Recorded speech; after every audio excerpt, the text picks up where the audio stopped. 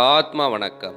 ஆத்மபிதா சுவாமி சிவானந்த பரமஹம்சர் அவர்கள் அருளிய ஜீவராசிகளின் உருவ வேறுபாடுகளும் அவற்றின் உண்மையும் சிறப்பும். பல ஜீவிகளும் பலவிதமுள்ள யுக்தியோடும் மிக நுட்பமாகவும் ஒவ்வொரு வேலையையும் செய்து வருகின்றன. அதேபோன்று நாமும் ஒரு ஜீவி. பல யுக்திகளும் தொழில்களும் நாமும் செய்கின்றோம்.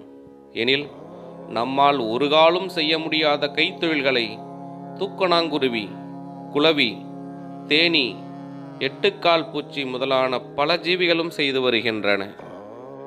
மேற்சொன்ன ஜீவிகளில் குறிப்பாக தேனீக்கள் மரக்கிளைகளின் கவுரு, அதாவது பிரிவின் அடிபாகத்தில் மிகவும் பெரியதாய் உள்ள கூடு கட்டியும் அதில் 5, 10 அதற்கதிகமும் படிகள் தேனை கொண்டு வந்து பத்திரப்படுத்தியும் வாசம் செய்கின்றன. எனவே மனிதரென்று அபிமானித்து வருகிறவர்கள் தவிர மற்றெல்லா ஜீவிகளும் கூடுகள் கட்டுவது அவற்றினுடைய சுய சக்தியினால் ஏதாவது சாமான்களை கொண்டு உண்டாக்குவதல்லாமல் வேறொன்றினுடைய உதவியோடு கூடி அவ்விதம் உண்டாக்குவதில்லை.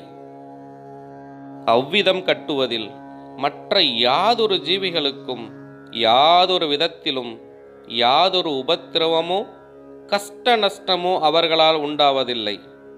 நாம் ஒரு வீடு கட்ட வேண்டுமென்றால் எவ்வளவோ ஜீவிகளை நசிப்பிக்க வேண்டும், எத்தனையோ மரங்களை நசிப்பிக்க வேண்டும், எத்தனையோ ரம்பக்காரர், அதாவது வாள்காரர்கள் முதலான வேலையாட்கள் வேண்டும். எனினும் அவனவனுடைய சுய சக்தியினால் ஒரு வீட்டை கட்டவோ ஏதேனும் செய்யவோ வேறொன்றினுடைய சகாயம் இல்லாமல் முடிவதில்லை. அதிகம் சொல்வானேன், நாம் பல் தேய்ப்பதற்கு வேண்டி ஆலம்பிழுதோ, கருவேலம் குச்சியோ, வேப்பம் குச்சியோ ஏதாவது ஒன்றை அறுத்து எடுப்பதற்கு வேண்டி ஏதாவது ஒரு ஆயுதத்தினுடைய உதவியில்லாமல் முடிவதில்லை. ஜீவராசிகளின் உருவ வேறுபாடுகளும் அவற்றின் உண்மையும் சிறப்பும் தொடரும். ஆத்ம வணக்கம்.